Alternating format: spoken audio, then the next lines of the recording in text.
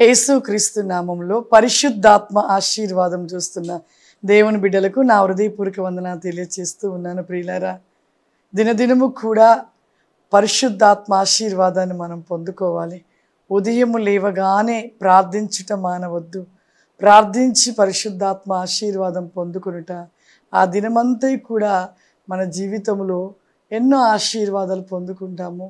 ఆ దినమంతా కూడా మన క్షేమము, ఆరోగ్యము, అనుకున్న పనులు జరిగించబడుతూ ఉంటాయి. ప్రియులారా, క్రీస్తు మనతో లేకపోతే ఏ పని కూడా జరిగించబడదు. కాబట్టి మనము లేచిన వెంటనే మొట్టమొదటిగా ప్రార్థించుట, పరిశుద్ధాత్మ ఆశీర్వాదాన్ని పొందుకోవాలి. అంతేకాదు ప్రియులారా, మన జీవితంలో ప్రార్థన చేస్తున్నాం కానీ దేవుని సన్నిధి మర్చిపోతున్నాం. దేవుని మందిరానికి వెళ్ళడం మర్చిపోతున్నాం. ఇక విశ్రాంతి దినం రాగానే ఇంటిలోనే మనకు ఒక మొబైల్ ఉంది. ఆ మొబైల్లో యూట్యూబ్ ఛానల్లో మరి వాక్యాన్ని చూస్తూ వాక్యమును వింటున్నాము కదా అని ఆలోచన కలిగి ఉంటున్నాము. కానీ నిజముగా దేవుని సన్నిధికి వెళ్ళడం బట్టి మన జీవితంలో ఎన్నో మేలులు, ఎన్నో ఆశీర్వాదాలు, అంతేకాదు దేవుని కనుదృష్టి కూడా మన మీద నిలిచి ఉంటుంది. దేవుని సన్నిధికి వెళ్ళినప్పుడే మనము ఆశీర్వదించబడతాము. ఒక్కసారి వాక్య భాగం చూసుకుందాము.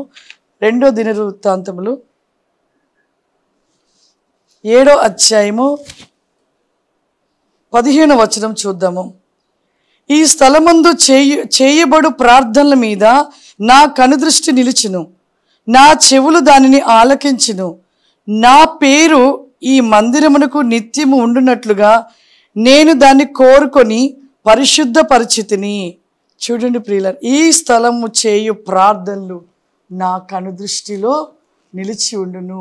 ఈ మందిరము చూడండి, మందిరముకు వెళ్ళినప్పుడే మన ప్రార్థనకి ప్రతిఫలాన్ని పొందుకుంటాము, ఆశీర్వాదాలను మనము పొందుకుంటాము. అంతేకాని ఇంట్లో ఉండి యూట్యూబ్ ఛానల్లో మెసేజ్ చూసేస్తే సరిపోతుంది కదా, ఆదివారం చర్చికి వెళ్ళకపోతే ఏమీ కాదులేని చాలామంది కూడా ఈ మధ్యకాలంలో మందిరంకు రాకుండా మానివేస్తూ ఉన్నారు.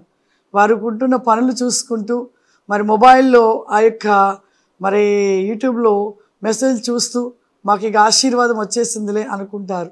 కానీ దేవుని మందిరము ఎవరి కోసము? దేవుడు నిత్యము మందిరములో నివాసము చేస్తుంటాడు.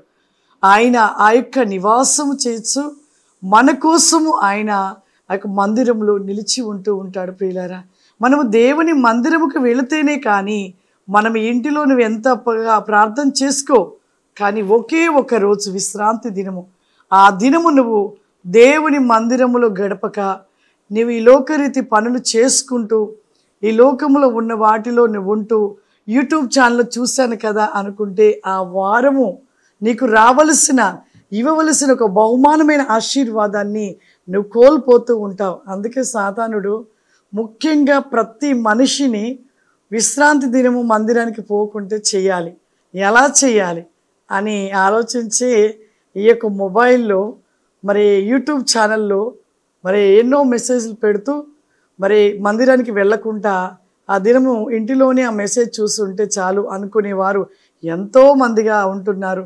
ఆ విధంగా అపవాది అనేకుల ఆశీర్వాదం పొందుకోకుండా చేస్తూ ఉన్నాడు. కాబట్టి మన జీవితంలో విశ్రాంతి దినము రోజు ఎన్ని పనులున్నా, ఎన్ని ఇబ్బందులున్నా, ఏమున్నా కూడా ఆ రోజు ఆ పనులన్నీ విడిచిపెట్టి దేవుని మందిరానికి వచ్చి మనము దేవుని మందిరములో ప్రార్థించుకునుట, ఆయన కనుదృష్టి మన మీద నిలిచి మన ప్రార్థనలకు ప్రతిఫలమును మనం పొందుకొని దేవుడిస్తున్న ఒక ఆశీర్వాదాన్ని, ఒక బహుమానం, ఆదివారం ఒక బహుమానాన్ని మనం పొందుకోగలుగుతాము. ఆ బహుమానాన్ని పొందుకొని నిత్యము ఆయనలో ఇస్తున్న ఆశీర్వాదాల చేత మన జీవితంలో వర్ధిల్లింపును కలిగి దేవునిలో దేవుడిస్తున్న ఆశీర్వాదాలు పొందుకొని ఆయన కృపలో నిలిచి ఉందాము. అందరం కళ్ళు మూసుకున్నట్లయితే ప్రార్థన చేసుకుందాం. సర్వశక్తివంతుడా, దయగల తండ్రి, నీకు వందనాలు చెల్లిస్తూ ఉన్నాను ప్రభా. ఈ దినము ప్రభా, ఈ యొక్క ప్రతివేకముగా నాయన పరిశుద్ధాత్మ ఆశీర్వాదము ప్రతినేకముగా ప్రభా చూస్తున్న ప్రతి బిడ్డలను నాయన దీవించండి, ఆశీర్వదించండి. వారి జీవిత వేక ప్రతి విక్రోసి కామ్ది ఫావరిమా ఈ దినమంతే ప్రభా బిడ్డలకు కావలసిన ప్రతి వేకము, వారు అడుగుచున్న ప్రతి నేకమును మీరు జరిగించమని నిత్యవేకమైన ఆరోగ్యము, సమృద్ధి, సమస్త కార్యములు వారి పట్ల జరిగించమని యేసుక్రీస్తు నామం నడుస్తున్నాను తండ్రి. ఆమేన్. God bless you. దేవుడు మిమ్మల్ని దీవించును గాక. ఆమేన్.